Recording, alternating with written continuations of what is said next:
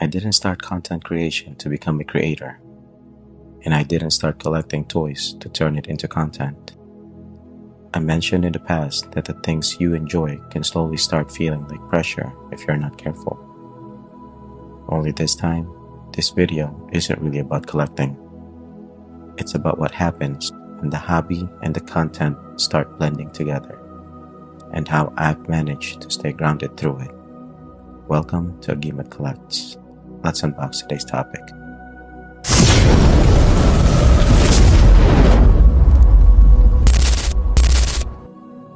As of now, I'm still kind of in that honeymoon phase of creating and collecting.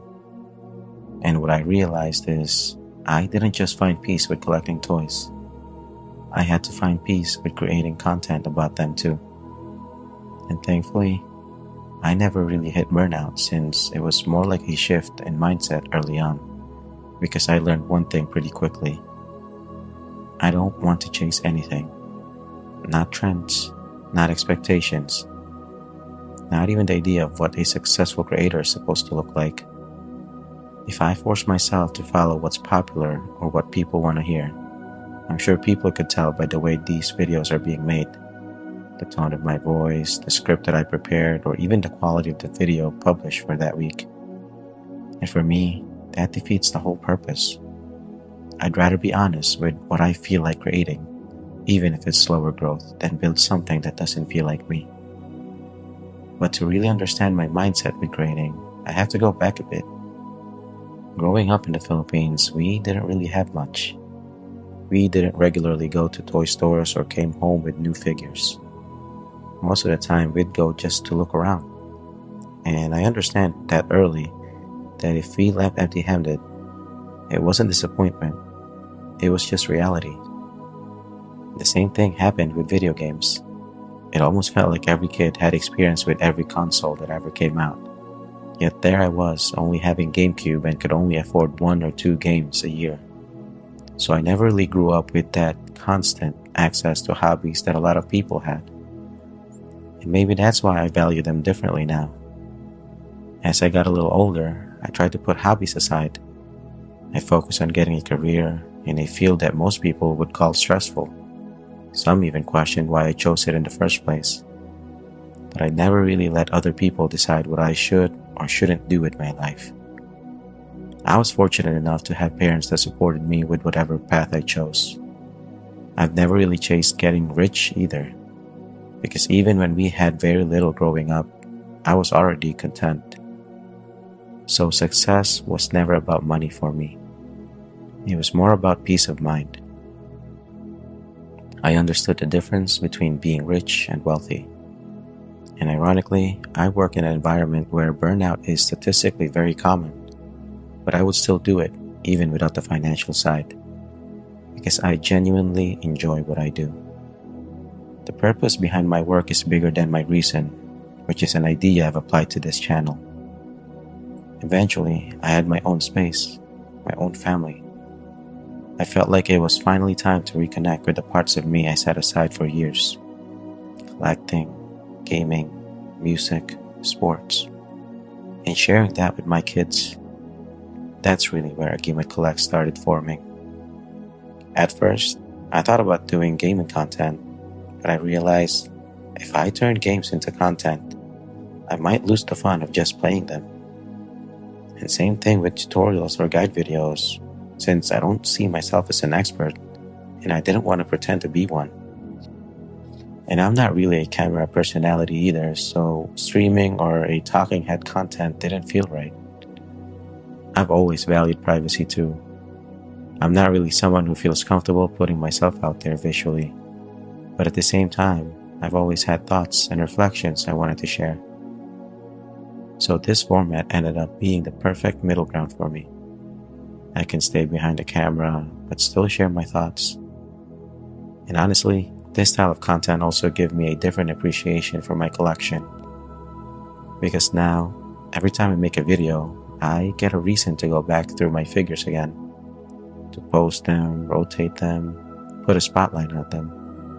And as a collector, let's be honest, some figures eventually just end up sitting on the shelf unnoticed. So in a weird way, these videos helped me reconnect with the collection itself too.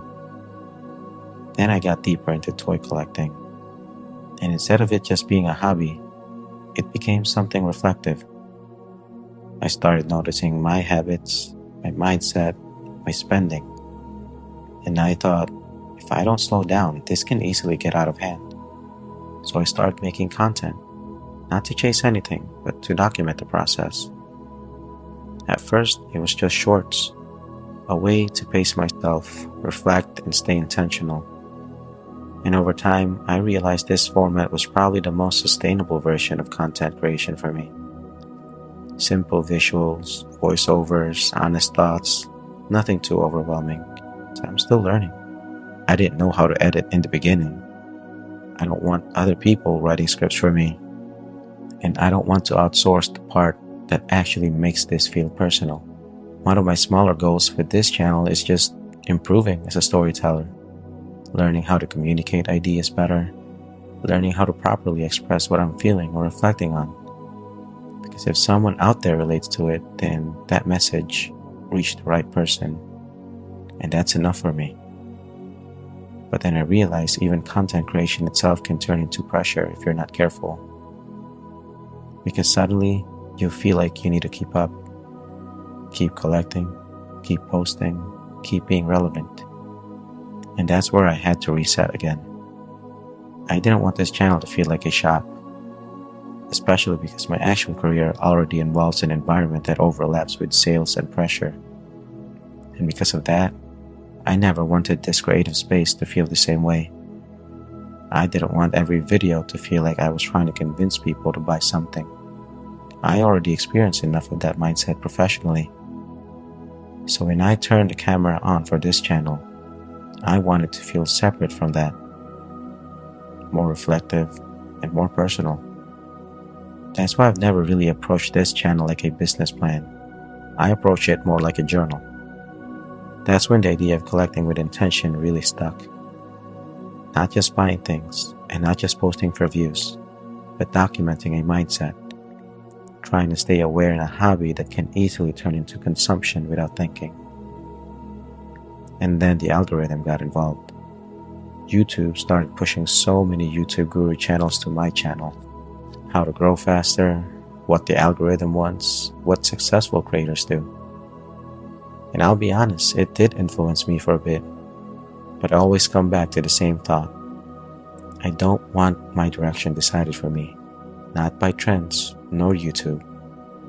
It can't tell me that I needed to be a certain type of creator to find joy in creating. I'm more old school YouTube back in the mid-2000s when everybody made videos for fun and not think about monetization. If you lived during those times of YouTube, I hope you understand where I'm coming from then. Because while those guide videos can be helpful, success is still subjective.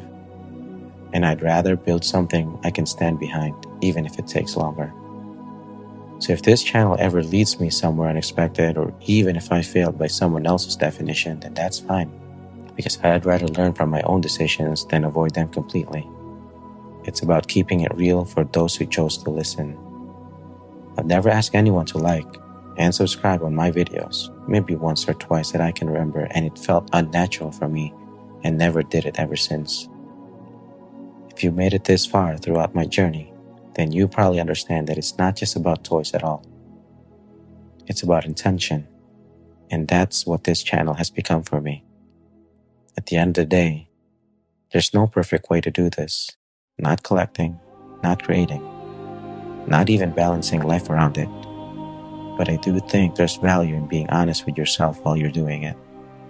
Because once you start chasing what everyone else is doing, you slowly stop recognizing why you started. And that's why this channel has slowly become a great blend of creating and collecting.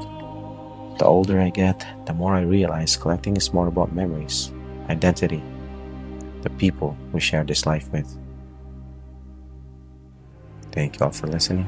That's all for now. And as always, collect responsibly.